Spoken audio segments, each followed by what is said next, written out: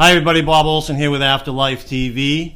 You can find us at afterlifetv.com. This is where we search for evidence of life after death and ask the meaningful questions around that subject. Today we're going to be talking specifically about signs from spirit. People who we love and have lost and they're now in the spirit world. What kind of signs and signals are they sending us?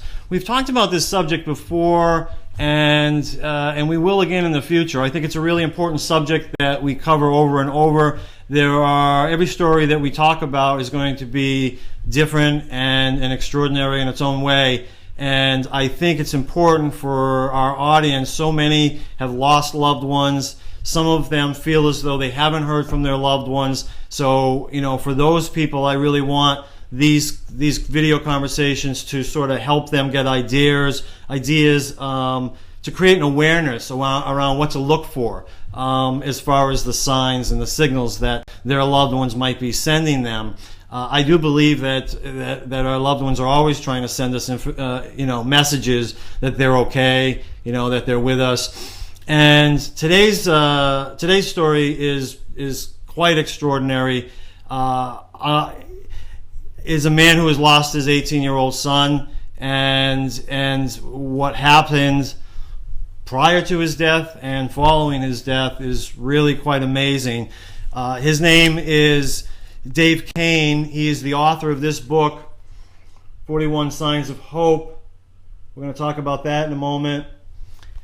His son's story is also in this documentary, which is mind-blowing. I watched it for the second time last night.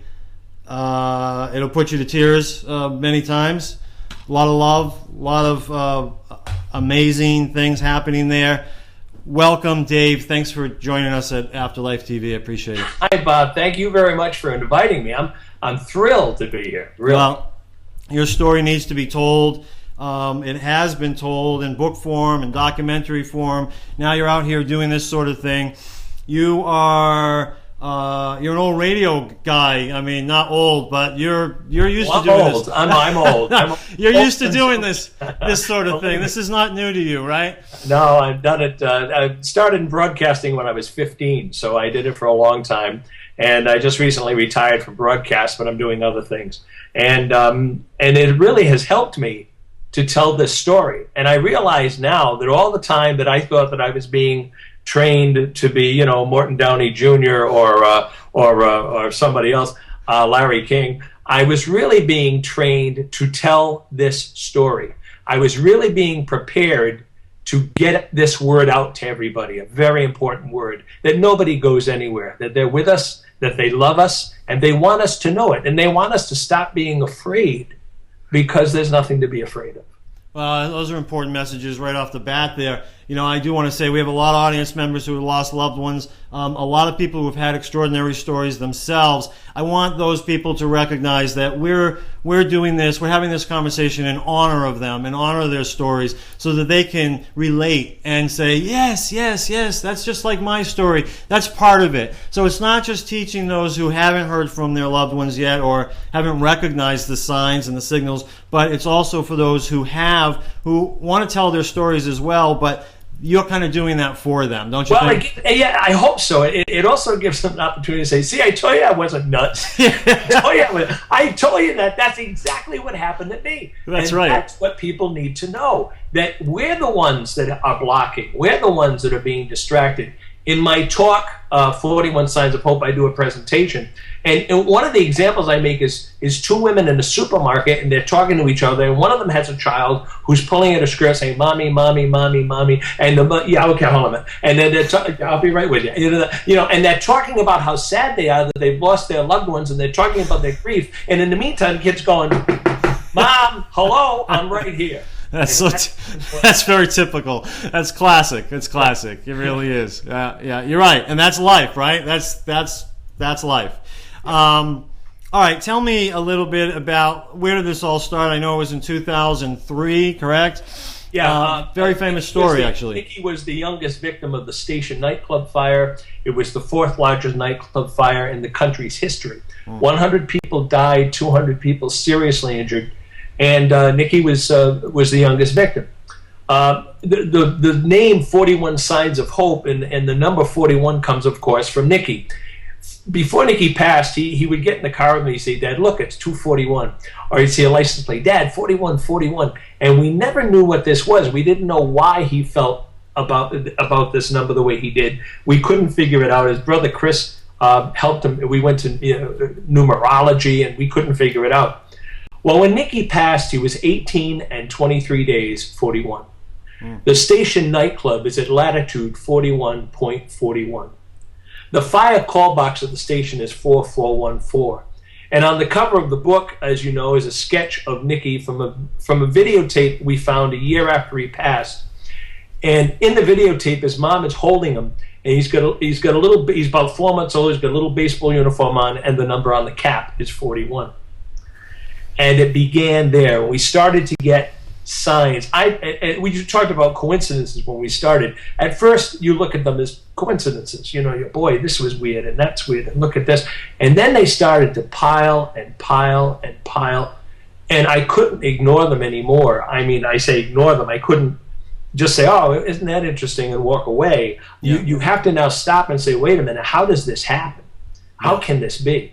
And as you see in the book, as they piled up, this is what's a big selling point to what we're trying to tell, is that you couldn't possibly make this happen by mistake. There are too many coincidences. That's right. Yeah. I was amazing when you're talking about how they piled up. The filmmakers do a great job. One of them is your son, Christian, right? Christian, yeah, the two Christians, right? Yeah. But John Land is in there, the author John Land, so there's two Christians. Oh, okay, all right.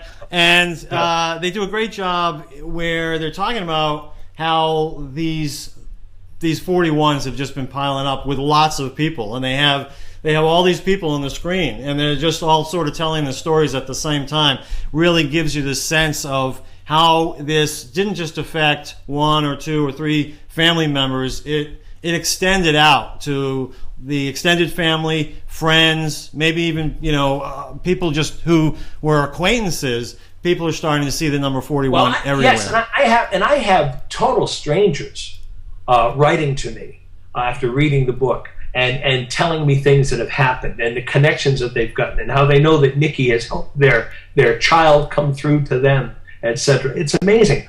In 41, and the part of 41 that I like, that impresses me the most, is at the end when you realize what Christian D. Resendiz, who was a young man we didn't know before Nicky passed. Mm-hmm. He's the co-producer and cinematographer, and you realize that he had a significance of 41 in his life from when he was a kid that he didn't even realize. So this goes back way before we even knew this guy. And it's astounding.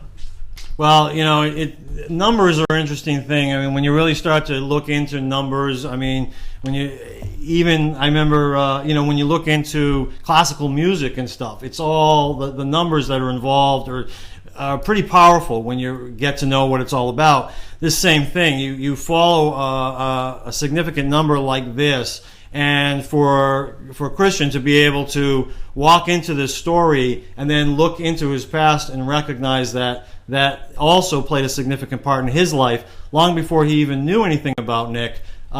It's interesting. It's eerie almost. It makes you think twice. Tell us some of the really significant ways that this number 41 showed up in your life or someone else's life after Nick passed. Well, it goes on and on and on. I mean, there are so many. Some of them very, very different. My wife one day was driving down the street, and they had one of those portable radar detectors showing everybody how fast they're going, and she was right behind a car, and the car went by, it said 26 miles an hour. My wife went by, it went to 41. I mean, these are the things the kinds of things that happen all the time. Things happen at 41 after the hour, all the time. We don't even realize that it's going on until after you go, oh my God, it just keeps going. I will tell you one of the incidences that happened that is not around a 41, because there are other things that happen too. There's feathers, there's music, there's all kinds of serendipity that happens. Yeah. This is one that I think is important for people to hear. It's one of my favorite stories. My wife, Joanne, Nikki's mom, worried terribly that Nikki suffered in the blaze, that the flames got to him. Right. And we had a lot of talks about it. And every medium we've been to, and we've been to plenty. I mean, we have done it. We've done every medium we have been to, told us the same phrase: no pain. They did it over and over again: no pain. If we asked, no pain. And we didn't ask, no pain, we would be told. Still, my wife would get those moments when she worried. And a few years ago, we were tagging a Christmas tree.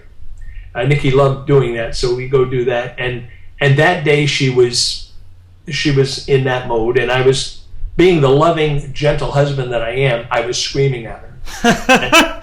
And I was saying, when are you going to get it? We get in the car, she's driving, and we start going up a hill, and I say to her, when are you going to get it? This kid has told you, Robert Brown, no pain, Cindy Gilman, no pain, Maureen Hancock, no pain, all of these mediums have been, no pain. I said, what do you want him to do, put it in writing?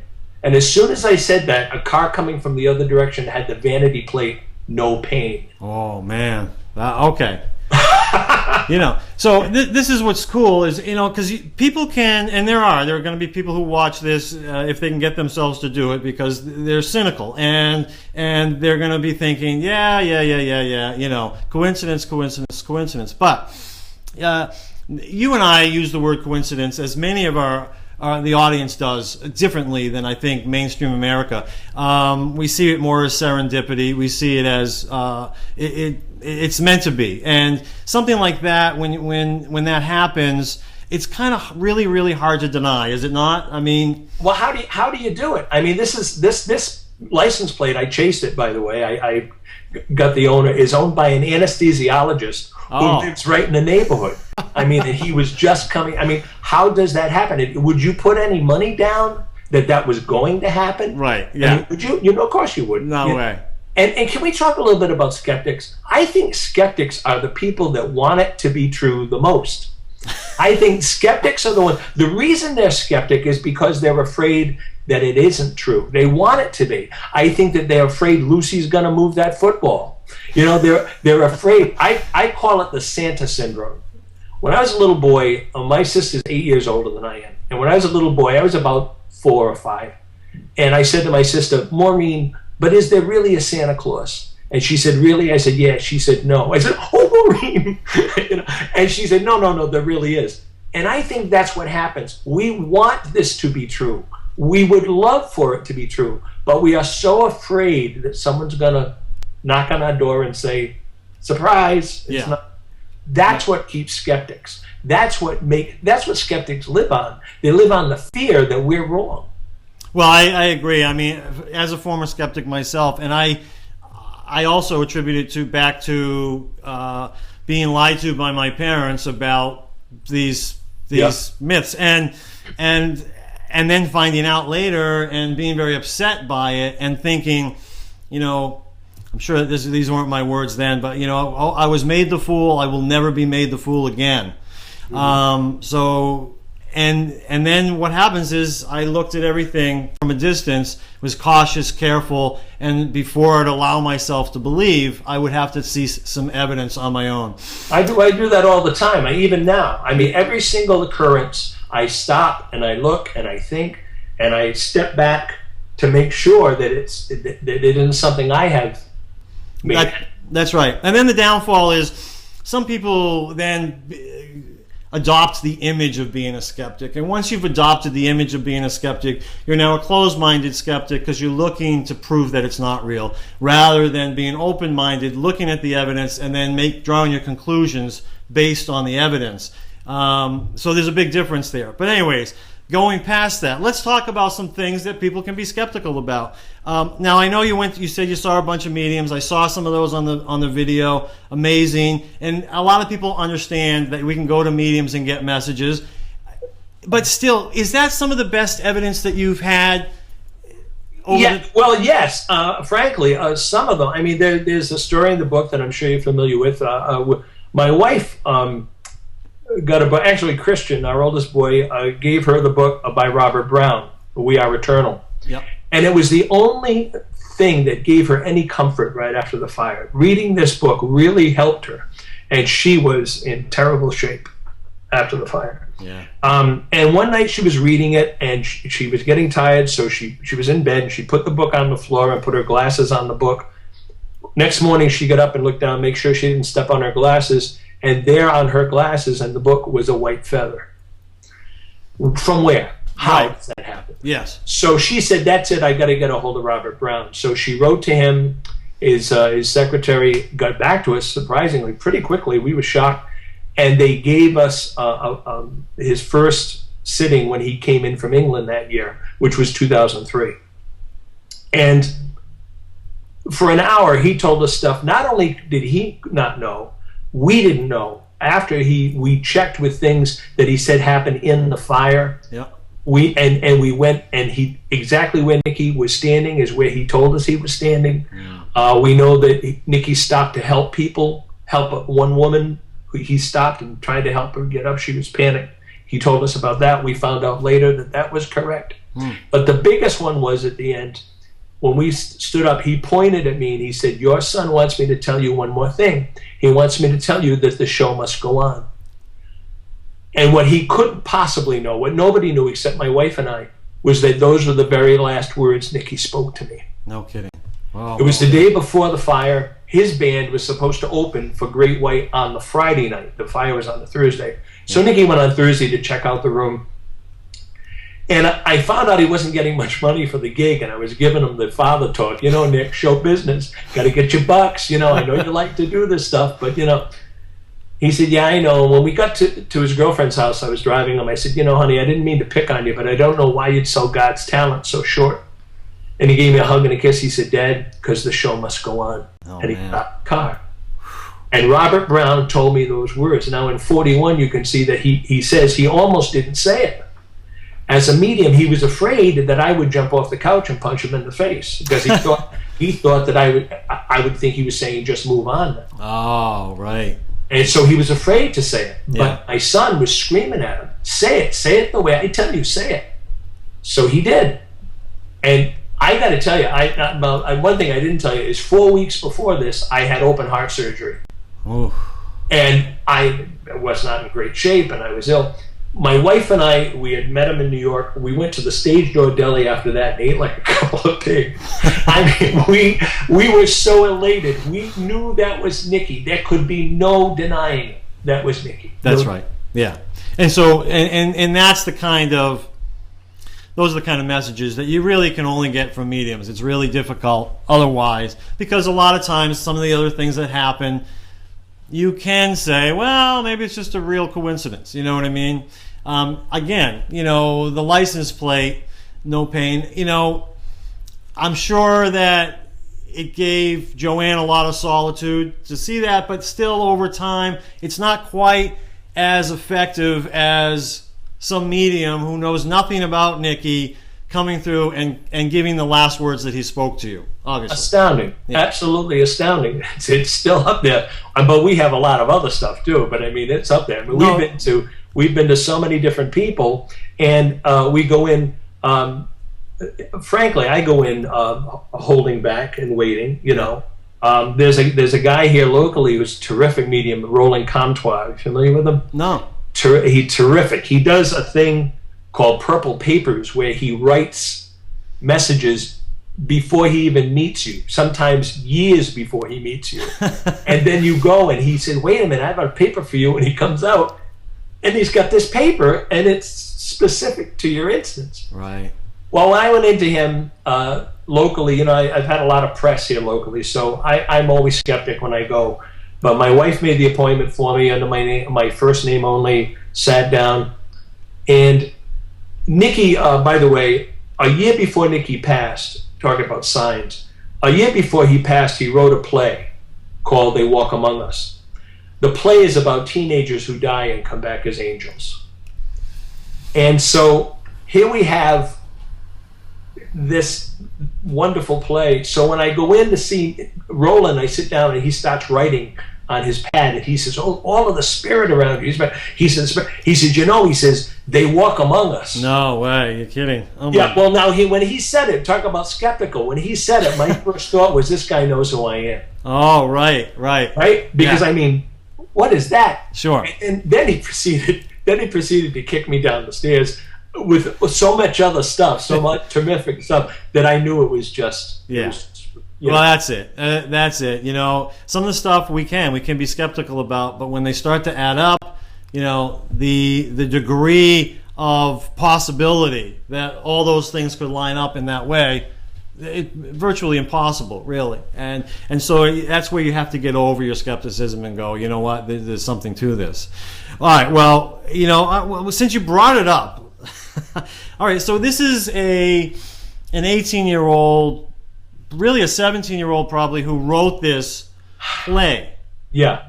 Well, he wrote the play. He also said to his mother one day, you know, I think I could play the guitar. They were going by a music store.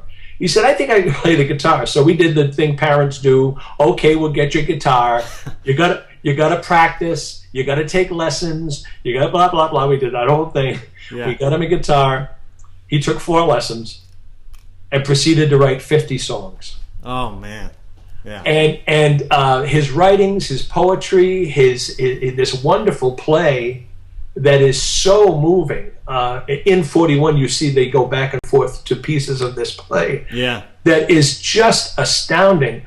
And we never realized, he had told his mom that he had written something, it was for a competition, and then we didn't know whatever happened. We forgot about it. Yeah. And one day, a few days after a few weeks, I guess, after the fire, his friend Kunkel, Emily Kunkel, called us and said, I have Nikki's play. She had it in the bottom of her closet under a bunch of shoes or something, you know, that she was going to read it, you know, and then when we read it, it's so moving. And when you know Nick, you know, this is really something. Well, this is it. And he's writing this because he acted in plays his whole life. This is what he did. He was theatrical, he was musical, he was you know, he was in a band.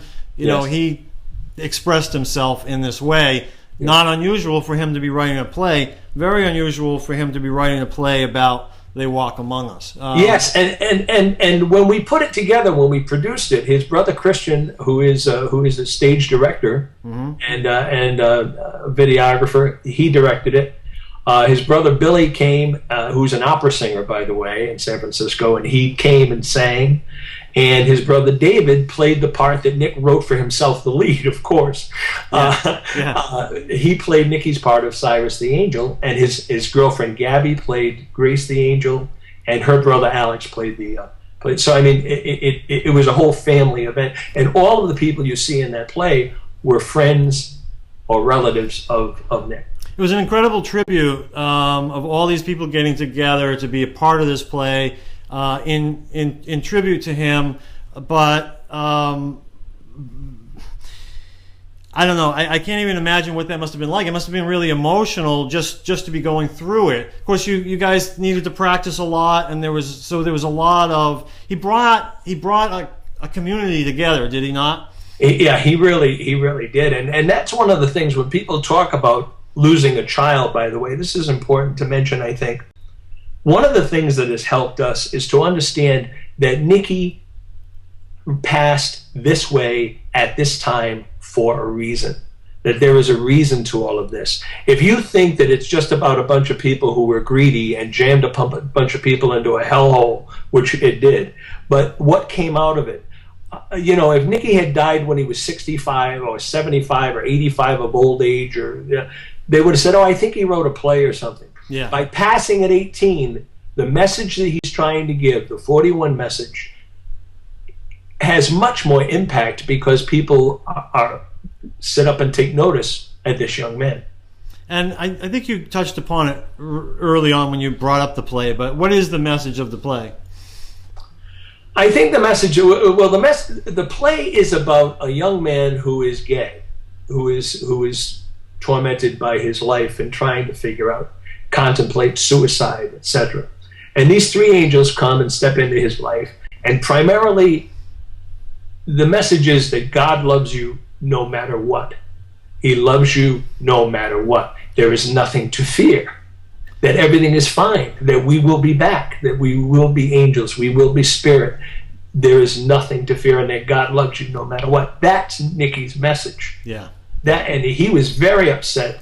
And as you see in 41, his brother David talks about how Nick could not get over the discrimination toward gay people, etc. It drove him nuts. And so this is one of the things that he wrote about. Now, interesting. Now, Nick was not gay. We saw him with his girlfriend Gabby throughout the whole documentary, 41, yep. And so here's someone who is relating to something that's going on outside of him. It's not like you didn't live in the New York City or something like that. You know what I mean? It's a small town in Rhode Island, and so I don't know how much of this he could have been seeing, but obviously what little he might have seen, it bothered him, and he spoke about it. Well, yeah, he spoke about it. He spoke up a lot about a lot of things. He takes after his father a little bit, but he just saw when he saw injustice, he stepped in. Whether it was defending little kids or whatever it was, he is always like that, and still does it. And he pushed the boundaries a little bit as well. I think with some of the terminology he used, he wasn't afraid to just put it out there. He was that kind of a kid, right? Absolutely. Yeah. And here's the funny part about one of the things I talk about his writing of his songs. He said he wrote 50 songs. He did a CD with his group Shrine, and he wrote all the music, wrote all the lyric. And he at one point in one of the songs he rhymes Texaco and Mexico, and he wasn't even born when Texaco was around. I don't know where it came from. Yeah, you don't know where a lot of this stuff came from. Yeah. And in fact, I think it's also important. There was a young girl named Grace, right, who passed when she was 5, and Nick went to sort of tried to console her brother, who was what, 9 at the time. Yeah. This was really weird too, because they were in ACT, the old children's theater in Rhode Island, and Nicky, of course, was older, and he befriended Grace's brother. And when Grace passed, she passed from what Jim Henson had, that disease that just gets you like that. And he befriended the little boy, and then a year later, Nicky passed. Yeah. And that was really tough, and we did what we could to help the boy get through that, because it was terrible for him. Yeah. But at that age, But the weird part about one of the many weird parts about this was when Nicky wrote the play. He wrote the play before Grace died. Oh. And he names this angel Grace, and in one of her monologues in the play, Nicky had written, Grace says, I would want to know if my little sister died, why my little sister died. And he wrote it before Grace had even been sick. Yeah. And after, when you look at the play, you go, oh my Lord, look at this. Yeah. So, just, wow. Yeah, that's just like, wow. Those are wow moments. All right. Do you think that there's some kind of, have you seen this with other people? I know that I have. Sometimes before people pass, there seems to be an almost unconscious, not conscious, unconscious knowing that there's some change that's going to be taking place, that something's up. And I just have to wonder, I know that in the movie they talked about Nick really wanting to look into his past, really wanting to get in touch with people from his past all of a sudden. In fact, was pushing to have some type of a reunion of all these people from his past in the near future. And of course, he did have one, but not necessarily in the way that he expected. Have you seen this with other people, or is obviously it's in his story? Yeah, I have. My own mother passed. And before she passed, she did things that just didn't make sense to me. She had a used car, and she went out and bought a newer used car. I couldn't imagine why she did that. She put carpeting in her apartment because she liked the landlords, and she spent the money. She did all these different things, and she worried constantly that there wouldn't be enough money to bury her. She wanted to pay for her own burial. She worried. Well, she retired, and a year later she passed away, in her kitchen. And I was on her checking account, whatever. When she died, she had in her savings account, checking account, exactly the amount of money that it took to bury her, to the penny. Really? The used car was something my sister really needed, a car. My sister got the car. I mean, all of these things that after you look at it, you say, wow, she wasn't saving for her future in any way. Yeah, she was just doing what she wanted to get done, and then she passed. Yeah. Very cool. It is. It's cool when you look back. Now, some of the other messages that you got from Nikki, tell us a little bit about maybe some of the electronic malfunctions. When my father first passed, I was in my 30s. I think I was 35 years old, and I wasn't into this stuff at all. I had no idea. But a few things happened. I would smell lavender or whatever. I would smell this odor that reminded me of him all the time. Just like my car would fill up with it. But another time, what happened was this is back when radio still had dials, and everything wasn't digital. All of a sudden, my radio station started changing. It would just change from one station to the next. And I looked, and I grabbed the dial to stop it, and I couldn't stop it, and it just kept going boom, boom, boom, back and forth. And then when it finally stopped, I was able to move the dial no problem. And it got my attention enough, so even back then at the age of 35, I thought, oh my goodness, I wonder if that was my father who did that. Today, people are a little bit more aware of these things. You certainly had those kinds of electronic malfunctions. You got a story to tell about one? I've got a bunch of them, but you want me to tell them the wiper story? Yeah, tell it. Well, I have a van, and I use it for my shows. I still perform, and I use it transport equipment. And shortly after Nikki passed, my windshield wipers started going off all by themselves. If I had his music on, or if I was talking to him, or as I was thinking about him, windshield wiper. Well, one day, I got some change. I was buying some props, and my change was 41 cents. Now, this is one of those coincidences that you can go, oh, isn't that cute, and put it in your pocket. Yeah. What I do, of course, and what our family does is, oh, I know that's you, Nick. Thank you, sweetheart. Thank you. I know that's you. So I get in the car, and my windshield wiper go, okay, Nick, I know that's you. I'm going down Main Street, sunny day, beautiful. My wipers are going. So I pull in the Kentucky Fried Chicken. I get out. I go get a sandwich. I come back in, start the car again, and again, the wipers. So out loud, I say to nobody in the car, just myself and Nick, and I say, geez, this kid won't get off my back today. And as soon as I said that, I turned back like this to back up, and my rear windshield wiper went. That's great.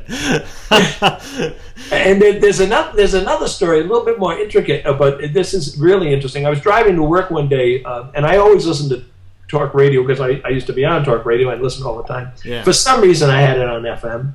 And my wipers are going and going and going, and I can't. Then I realized on the radio they were playing Norman Greenbaum's "Spirit in the Sky," and I thought, "Oh, that's it. Oh, I get it, Nick. And the wipers and spirit. That's really cool." About 3 days later, I was bringing David, our son, down from Boston. By the way, David had a severe illness the weekend Nikki passed, and was in the hospital, and we almost lost him from something that he had. And I was bringing him back down from Boston after some tests, and I was telling him about this Spirit in the Sky thing with the music. And he said, boy, Dad, that's really great. And then he leaned over to turn on my radio in the car, and like in a movie, as soon as he clicked it on, the announcer said, and now by special request, here's Norman Greenbaum's Spirit in the Sky. It went on, and my windshield wipers went. And my son was like, oh yeah, oh my goodness, whoa, yeah, those are whoa moments, no question about it. There's so many of them. Yeah. But I want to encourage people to know that they will get stuff that may not be this big, because this is Nikki's job, I think. But, that's right. But little things, you're driving to the supermarket and you're thinking about your Aunt Tilly, and you walk in and her favorite song is playing on the music. That's your Aunt Tilly saying, peekaboo, I'm thinking of you too. Well, that's it. Need to know they're little things, and the more you acknowledge them, the more you get. Well, that's it, and a lot goes with the personality. Nicky had a big personality. He was larger than life, and I think he liked the attention. He was always on stage. Yeah, absolutely. It fits. Hey, here I am. But I don't want people to be discouraged if they don't get something big like that, because it's the little things that mean something to you that really are these people loving you and going, psst, here I am. That's my point. So you might have, aunt, I have an Aunt Stella. Quiet, a lot quieter than Nick was in life, and so her messages might just come through a little more subtly, and so we can look for those in that way. And I think sometimes they have to do, look for the signs that might be related to their personality in some way. You know what I mean? If the person was an accountant, you might look. Numbers might be an important thing. If the person was interested in art might be a way that you're looking. If they were a bird watcher, certainly watch for the bird to show up at your window and stare at you in the eye. Those sorts of things. Now, you've also had some. Well, there was another electronic malfunction. Talk about the music box. At least tell us that. Yeah, well, that was really very interesting. That story starts with Nicky. Chris and his now wife Leah were at the house, and Nicky was sitting with them playing his guitar. They wanted to go to sleep, and he wouldn't let them.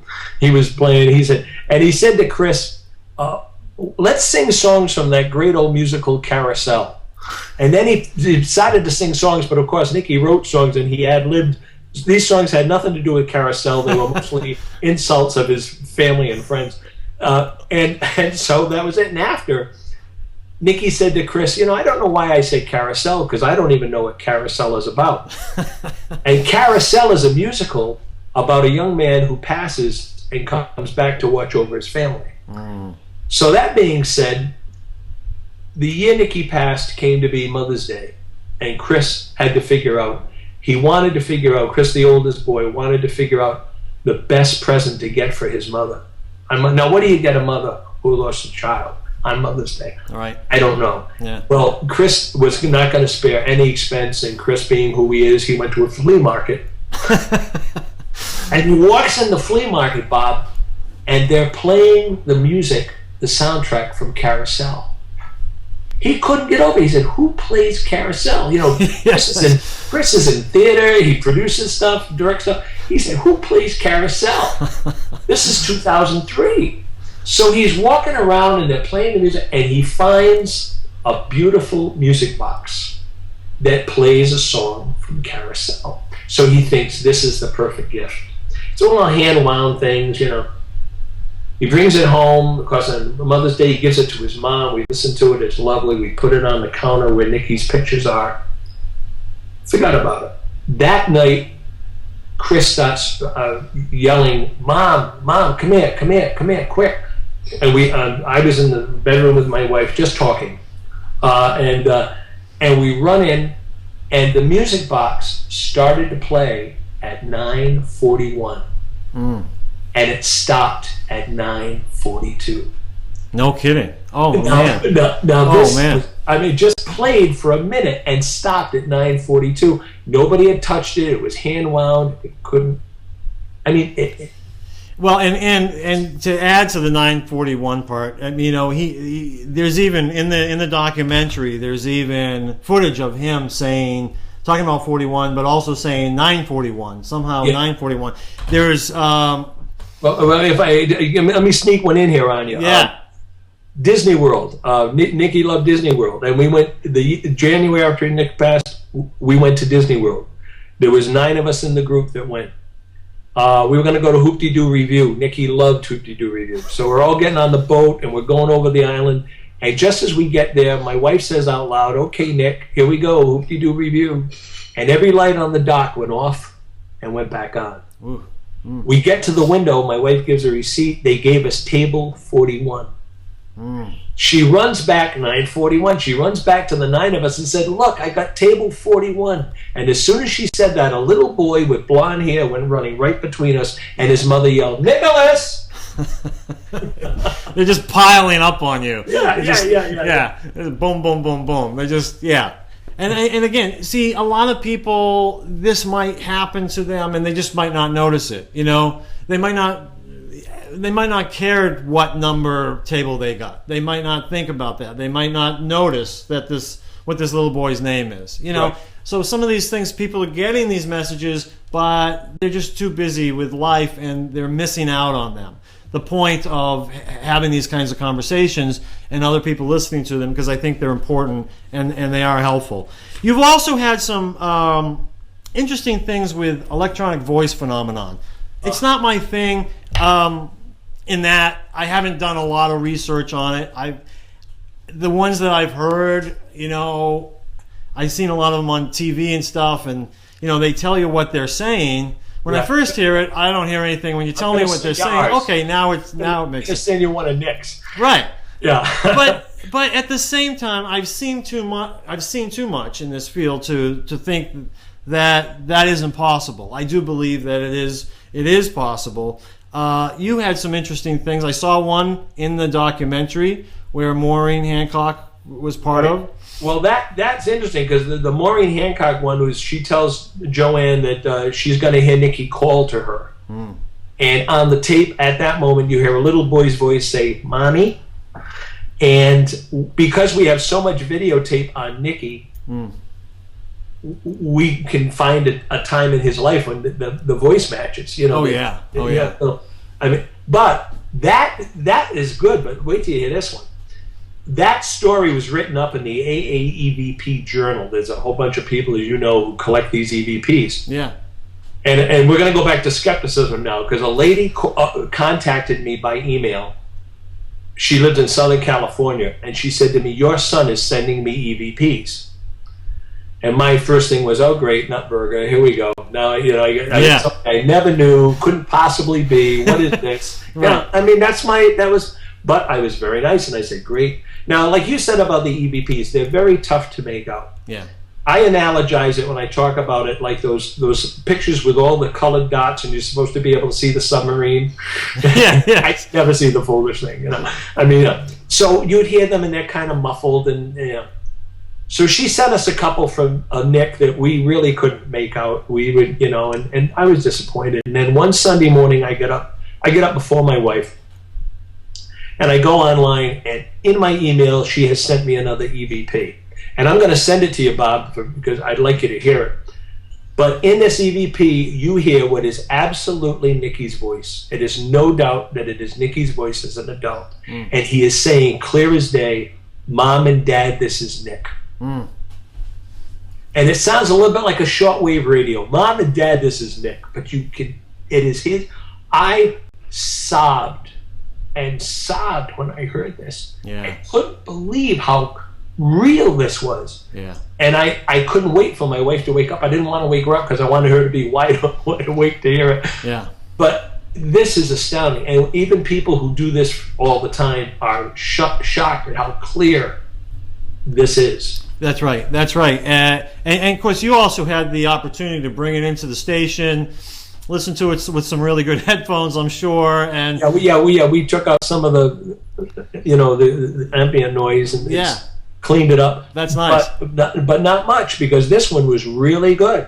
How would you put all that together? Why this woman? Would it be because this is the woman who's out there recording these things? It could be. I don't know. Nicky brings people to us that we never knew. He touched the life of John Land, the author who took Nicky's play and has made it a feature-length motion picture now, and we're attempting to get that made. And he's brought all of these mediums to us, the right ones. I say the right ones because they've been able to connect and relate to Nick. That's in such a way. Everybody's different. You know, there are good mediums, there are good aluminum siding salesmen. You know, everybody's different. He has brought us people. A woman I told you before we started about a woman in Bulgaria who's a television personality in Bulgaria who contacted me with this stuff. Yeah. He brings people to us. We have people from Scotland contacting us. All over the world. We have people who are being touched by this story. Yeah. And it is really astounding. I'll tell you a quick one. Are you familiar with Susan Apollon? No.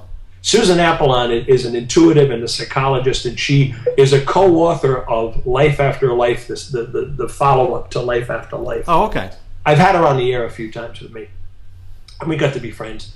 And she had a couple that was coming to her for psychological help because the son passed away, and the father thought he was getting signs from the son. So she said to them, well, you got to contact our friend Dave Kane and his wife Joanne, and we'll, because they get it, but the guy never contacted me. Oh. So they go to a medium, and they live in Philadelphia. They go to a medium, and at the end of their session, the medium says, there's another young man here, and his name is Nicholas. And they didn't know who Nicholas was, so they go back to Susan, and Susan says, that's the son of the boy I was telling you about. The son of the people I was telling you about. So here's Nikki chiming into that session to let them know that their boy is okay, and it's so really odd. Now, the punchline to this is that this father finally did call me, and we had a long talk. And his last name, his name, I can say his name. His name is Eric Stark. And I told Joanne about it after I had the conversation. And she said, isn't that weird? She said, this morning I thought about Anya. My wife used to have a daycare. And little Anya was one of the kids. I used to say to her, don't get any Anya. And her last name is Stark. And she was dreaming about her just before she woke up that day. And then we found out that her father's name, I remembered her father's name is Eric. So she dreamt about Anya Stark, whose father's name is Eric, and this guy calls me Eric Stark. That's Nicky letting us know he was involved in this. Taking credit for it. That's right. That's it. See what I can do? It was me, Dad. Yeah. See what I can do? I know. Well, and this is it. Like you say, the stories go on and on. It's difficult to obviously fit them all into one interview, which is why you have these things. All right, so you have your book, 41 Signs of Hope, okay? Yeah. How can people get this book? 41signsofhope.com. Just contact me and we'll set them up. All right. Yeah. And it's hard to believe that you didn't plan 41 chapters, okay? I know. My publisher at the time wrote to me and told me that, and I said, no one's going to believe that. Yeah. No one's going to believe it. But he was so impressed with it that he he wrote it at the beginning. This was not. You have a lot of integrity, and I believe that is true. Here's a great picture of Nick, in case anybody, I don't know if you can see it. Wonderful picture of Nick. Thank you. And handsome. All your boys are handsome. The documentary 41. Yeah, you can get that at 41themovie.com. 41themovie.com, and you can buy a DVD, or how's that work? Yeah, it's on Netflix. You can get it on Netflix too. Oh, okay. And you can so check it out on Netflix, and also you can purchase the DVD. Wow, that's beautiful. Yeah. The play, you say it's not ready yet. You're trying to. Did Christian D. Resendez, did he film it himself? What you see in 41 is clips of that. We have shot it. It is available on CD also. You can check with Christian on that. It's also available on DVD, excuse me. And but the play is we're doing something now. We're trying to do something, present it again for the 10th anniversary of the fire. Yeah. And the movie, the play has also been rewritten. I say rewritten. Our friend John Land, who we met after Nicky passed, never knew Nick, but who will tell you that Nicky helps him to write, to expand this play to a feature-length motion picture. Yeah. Another side story, when he sent us the first draft of his presentation, he had to add a bunch of characters. Every name of every character he added was somebody in Nicky's life that John had no idea. Really? And when Chris looked at it, he said, oh my God, look at this. All of these people, their names are significant people to Nick. So he has always felt that Nicky helps him write the play. That's right. And I believe that, to me, it's just like, of course that's the way, right? Yeah, of course. Of course.